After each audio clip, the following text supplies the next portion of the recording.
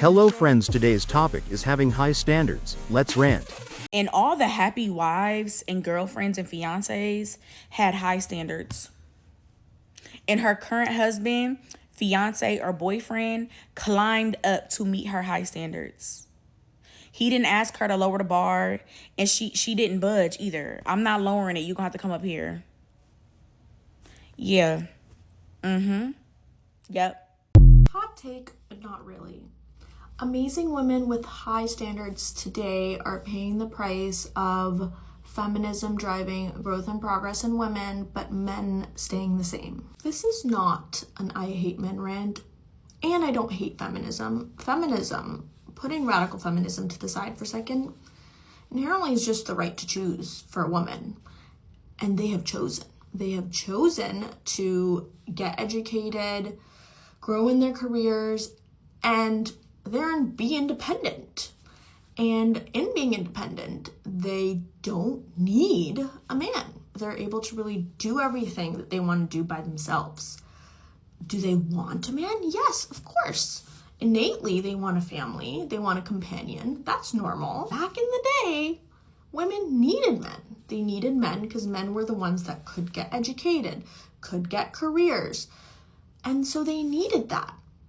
But now they don't need a man just for being a man. When we talk about bare minimum so much, it's because before, men had the advantage of just being a man, and that seemed like enough. But now, independent women want someone that's of the caliber that they are, around the same level they are. And unfortunately, a lot of men aren't in this day and age. It really reminds me of two things. One is like the taxi cab theory, where like a man, when he's ready, will pretty much find a woman quite quickly, but a woman, when she's ready, won't, because we have to wait for a man to be ready, right? We have to wait for a man to feel like they're ready and they have all of these great options and they can just pick up the next passenger and get married to them. And the other one was the video on TikTok where a woman said she talked to a man at a party who said that men think that, oh, if I'm buying a car, why would I pay 100% on that car if I know I can get it for 60%? AKA, why would I put 100% effort in when I know I could get this car, woman, for 60% of the effort needed? Why would I do more? So when I say that a woman has to pay the price, I mean that they have to continuously push that bar. And in doing so, they may stay single or, unfortunately, in some cases, become single. Just so men realize that they actually have to try harder and pay full price. So women, if you think that your standards are too high and people keep telling you that, good, keep them high. Why are we forcing them to not pay full price? Why are they paying 60% and okay with it? Actually, though. Women with really high standards are rarely seen in public with men, because being seen in public with men is one of the most embarrassing things you can do as a woman with really high standards, especially if he's a bozo.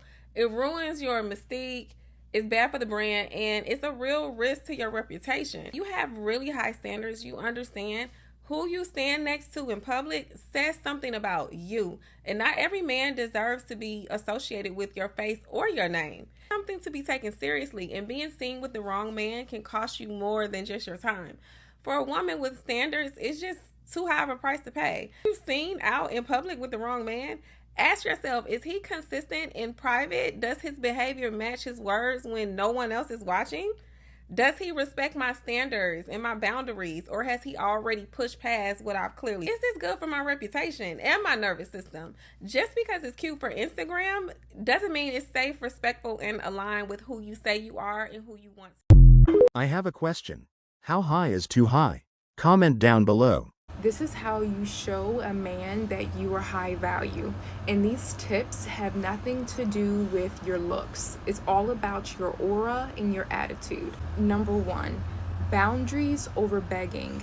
You set clear boundaries, and if they are crossed, you walk away the first time. Respect is earned by how much you won't tolerate, not the opposite. Number 2, show him that your world is full even without him. You have your friends, hobbies, passions, and goals. When a man sees you, choose them from abundance, not neediness. You lean into your feminine energy and you have a softness and gracefulness about you, but you do it without losing your backbone. And lastly, you live in alignment with your words and standards. You don't post queen energy quotes and then have low effort behavior. Don't prove your worth to anyone. You just know your value and you embody it. 3 ways to ensure you're upholding your standards this year. It's okay if you made mistakes when it came to dating, when it came to relationships, choosing the wrong man, whatever. The question is, what are you going to do this year? What are you going to do to make sure that you don't give into that? Okay, Valentine's Day is coming up. What are you going to be doing to make sure you don't fall into those old habits, those old ways, those old tricks? One of the things to do is to forgive yourself and keep it moving, because when you don't forgive yourself, you end up accepting less than you deserve, and then you repeat the same cycles over again. It's like you're punishing yourself for making a bad decision. You already know better, so once you just follow that and accept that and forgive yourself and move on, you won't have to give into those old standards no more. You're going to stand on what you believe in because you know you deserve better now. You're forgiven. The next thing you can do is always remember you're the priority. There's no such thing as being too mean or too bougie.